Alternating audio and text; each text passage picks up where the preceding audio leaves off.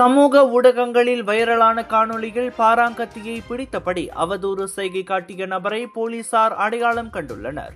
குற்றப்புலனாய்வு பிரிவு சிஐடி அதிகாரிகள் அந்த நபரை கண்டறிந்து விசாரணைக்கு அழைத்து வர நடவடிக்கை எடுத்து வருகின்றனர் என்று மாவட்ட காவல்துறை தலைவர் அசிஸ்டன்ட் கமிஷனர் அபாங் ஜைனல் அபிடின் தெரிவித்தார்.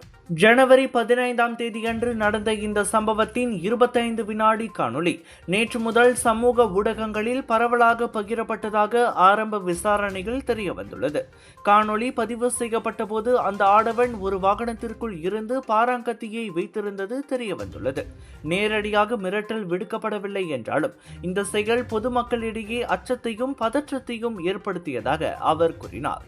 மேலும் தனது செயல்களை கண்டித்த ஒருவரை நோக்கி அந்த நபர் அவதூறு செய்கை காட்டியதும் காணொளியில் பதிவாகியுள்ளதாகவும் இதுவே சமூக ஊடகங்களில் எதிர்மறை விமர்சனங்களை தூண்டியதாகவும் தெரிவித்தார்.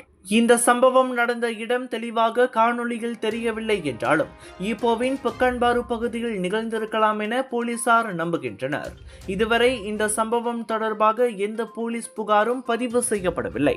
குற்ற மிரட்டல் அடிப்படையில் விசாரிக்கப்பட்டு வரும் இக்குற்றம் நிரூபிக்கப்பட்டால் அதிகபட்சம் 2 ஆண்டுகள் சிறை தண்டனையும் அபராதமும் விதிக்கப்படும் என்று எதிர்பார்க்கப்படுகின்றது.